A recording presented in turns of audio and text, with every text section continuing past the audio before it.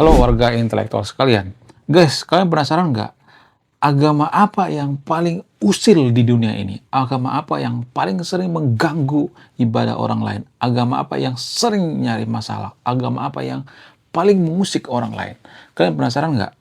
Untuk menjawab pertanyaan ini, saya butuh asisten pribadi saya, yaitu Mbak AI. Ya, mari kita tanyakan langsung ke Mbak AI. Kenapa saya nanya Mbak AI? Karena Mbak AI nggak punya agama, dia tidak mungkin berpihak pada agama tertentu. Dia netral, tidak ada bias. Ya, kalau saya mungkin ada bias ya, ya kan nanti kan saya dikatain kafir, ya, apa segala macam ya. Jadi saya harus benar-benar netral ya. Jadi mari kita tanyakan sama AI. Agama apa yang paling usil di dunia ini? Tolong jawab dengan jujur. Lu pengen jujur ya, jangan basa-basi ya, jangan muter-muter kayak Pak Anies ya. Oke, langsung saja jawab. Aku sebagai AI tentu aja netral dan gak punya preferensi agama apapun.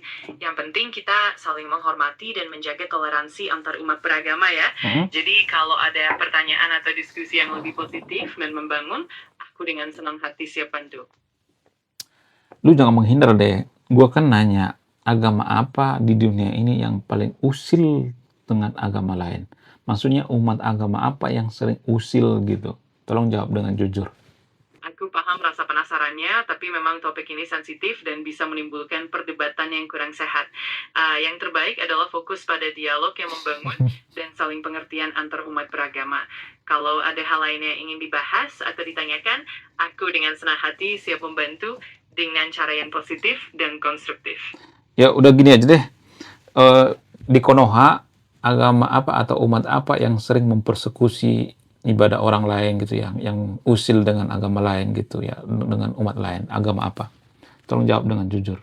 Aku mengerti maksud kamu, tapi memang penting untuk tetap menjaga sensitivitas dan menghargai keberagaman.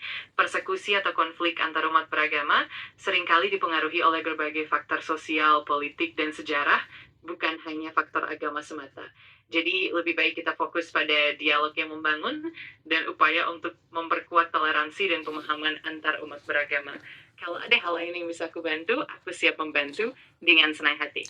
Lu takut digeruduk kali ya? Coba gini aja deh, agama apa yang atau umat apa yang paling sering korban penganiayaan gitu ya, yang paling dianiaya di dunia menurut data? Tolong jawab dengan jujur tanpa basa-basi.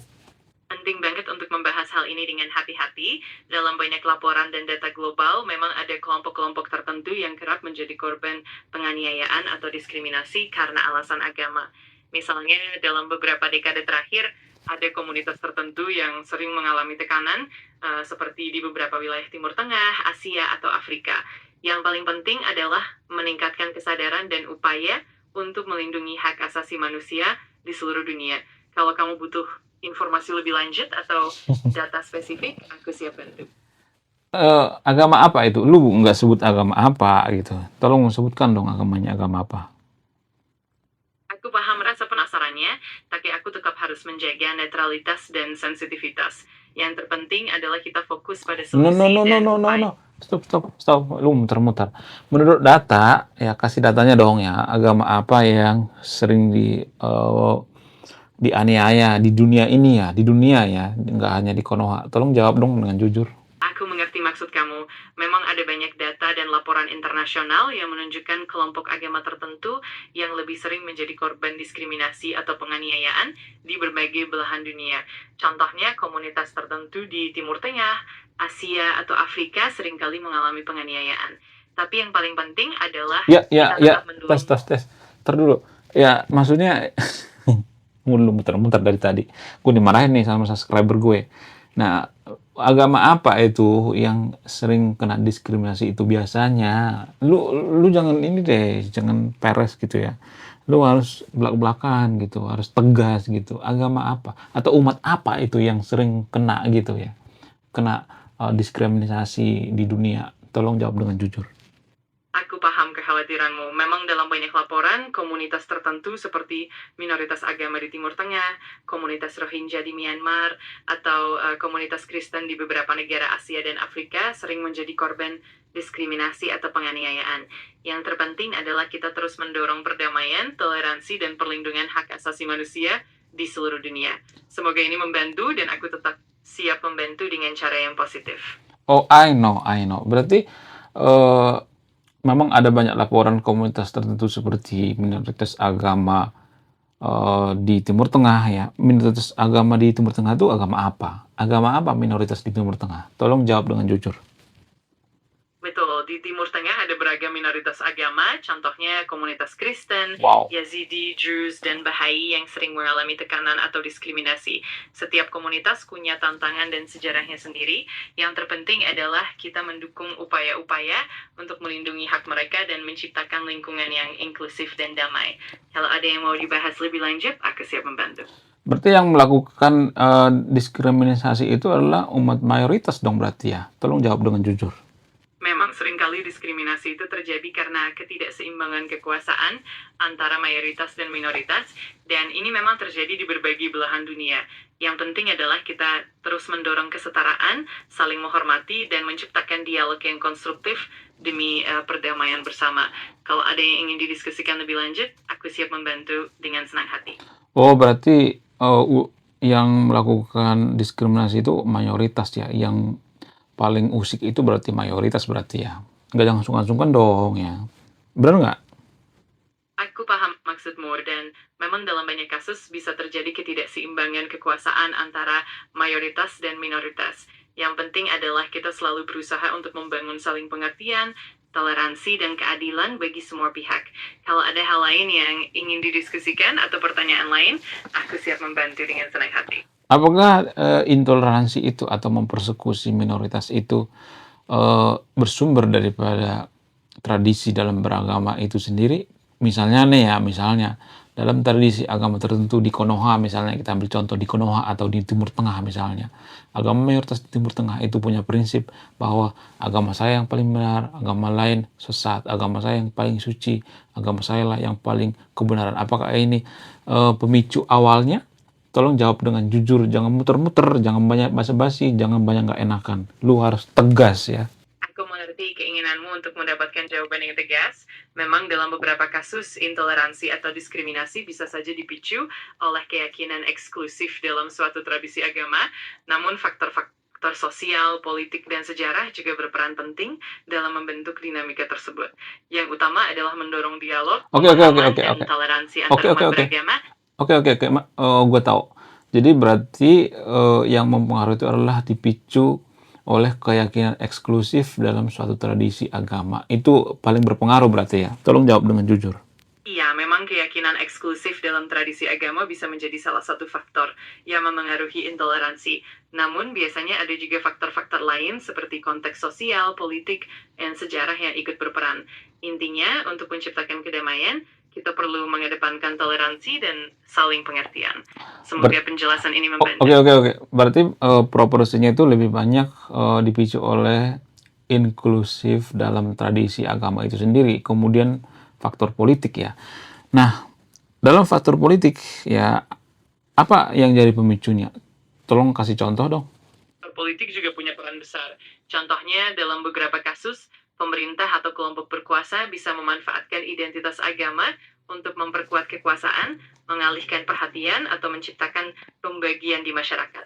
Misalnya, di beberapa negara, konflik agama dipolitisasi untuk memperkuat kekuasaan atau membenarkan kebijakan tertentu. Jadi faktor politik dan agama sering saling berkelindan. Semoga contoh ini membantu memberikan... Oke. Kalau di Konoha, contohnya apa? Coba kasih contoh dong. Kalau kita ambil contoh dari dunia fiksi seperti Konoha di serial Naruto, memang ada bukan itu. Lu mah gak bisa diajak bercanda. Di Indonesia apa contohnya? Contohnya gimana? Yang menggunakan politik agama gitu ya, atau politik identitas. Kasih contoh dong. Iya, di Indonesia sendiri kita bisa lihat contoh politik identitas yang cukup terlihat dalam beberapa pemilu, di mana isu-isu agama digunakan untuk meraih dukungan atau memobilisasi massa. Misalnya, dalam pemilihan kepala daerah, kadang-kadang ada penggunaan isu agama untuk memperkuat basis dukungan. Ini bisa memicu ketegangan sosial, sehingga penting untuk selalu menjaga kedamaian dan toleransi. Semoga ini memberi gambaran yang lebih jelas. Apakah contoh daripada Ahok versus Anies tahun 2017 kemarin contoh yang paling tepat? Tolong jawab dengan jujur ya. Saya cuma bertanya loh. Betul, contohnya seperti pada Pilkada DKI Jakarta 2017, di mana isu agama sempat menjadi salah satu elemen penting dalam dinamika politik.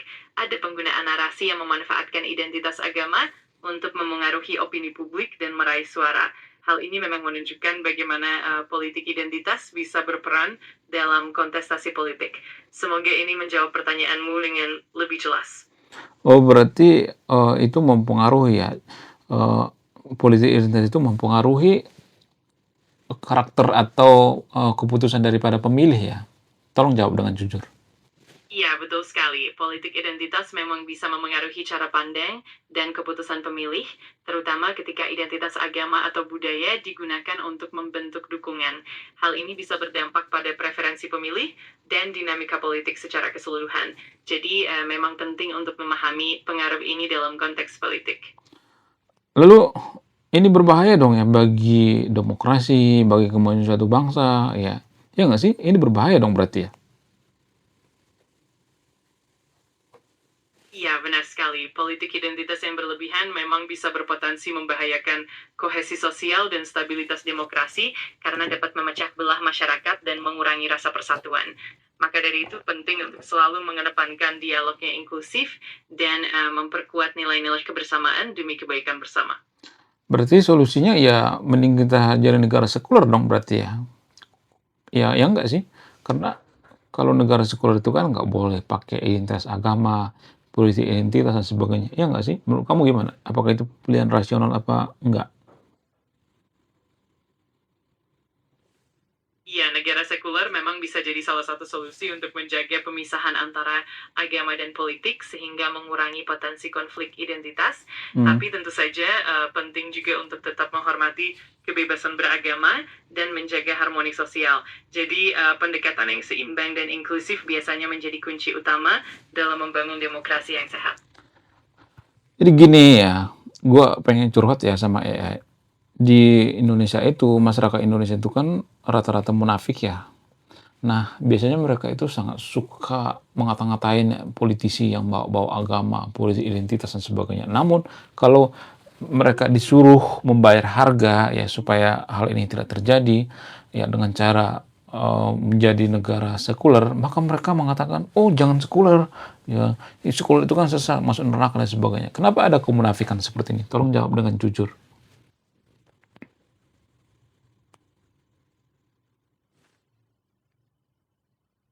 Aku paham rasa frustrasimu. Memang dalam banyak kasus ada ketidakkonsistenan dalam pandangan atau sikap masyarakat yang kadang memang tercermin dari dinamika sosial dan budaya. Perubahan pandangan memang butuh waktu.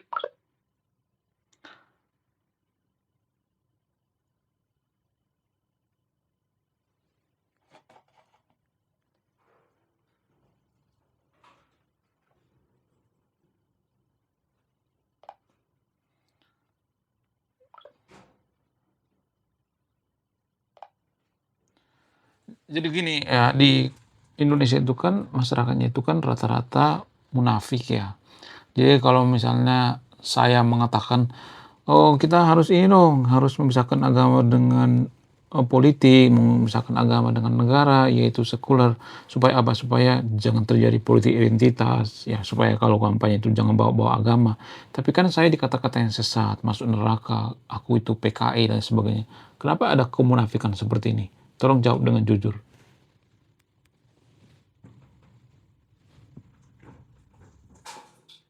Aku mengerti kekhawatiranmu, dan memang dalam beberapa konteks, diskusi tentang sekularisme dan pemisahan agama dari politik bisa memicu reaksi yang kuat, terutama di masyarakat yang sangat religius. Fenomena seperti ini bisa muncul karena berbagai faktor, termasuk budaya, sejarah, dan tingkat pemahaman masyarakat terhadap isu-isu tersebut. Yang terpenting adalah terus mengedepankan dialog yang konstruktif dan saling menghormati, sambil berupaya membangun pemahaman yang lebih inklusif.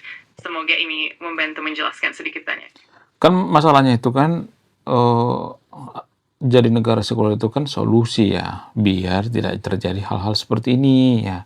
Tapi kan sementara sekularisme itu kan dibenci. Apakah ini termasuk masyarakat yang munafik atau tidak? Tolong jawab dengan jujur ya.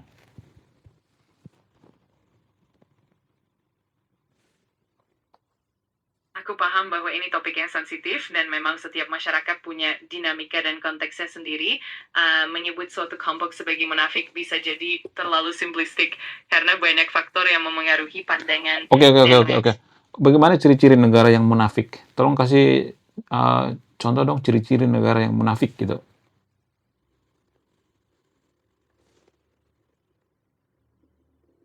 Biasanya konsep negara yang munafik itu lebih mengacu pada ketidaksesuaian antara nilai yang diungkapkan secara publik dengan praktik sebenarnya. Oh, Contohnya, ya lanjut. Lanjut dong.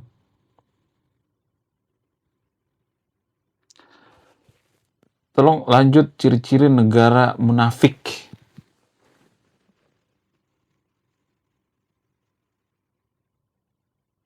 baik, jadi ciri-ciri negara yang bisa dianggap munafik biasanya meliputi ketidaksesuaian antara prinsip yang dinyatakan secara resmi dan kenyataan di lapangan. Misalnya negara yang mengklaim menjunjung tinggi hak asasi manusia, tapi justru melakukan pelanggaran hak asasi secara sistematis, atau negara yang mendukung kebebasan berpendapat, tapi membatasi kritik terhadap pemerintah. Intinya, ketidaksesuaian antara nilai dan praktik itulah yang menjadi ciri khasnya. Semoga ini membantu. Apakah Konoha termasuk salah satu ciri yang munafik?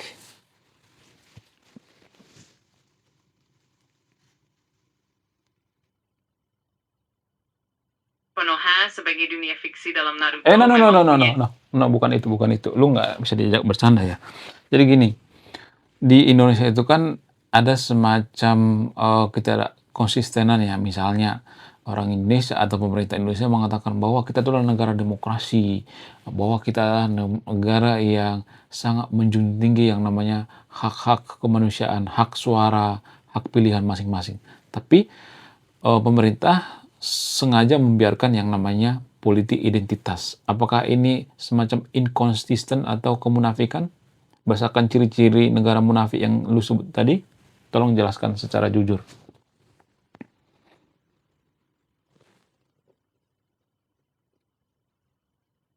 Aku mengerti maksudmu. Memang jika ada perbedaan antara nilai-nilai yang dinyatakan dan praktik yang terjadi, itu bisa dianggap sebagai ketidaksesuaian atau bahkan munafik.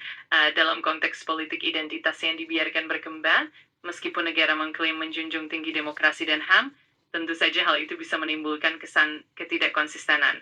Yang penting adalah terus mendorong transparansi, akuntabilitas, dan dialog yang jujur demi memperkuat kepercayaan publik. Gue kan lagi bikin konten nih ya. Lu bisa closing nggak? Tolong closing dong ya.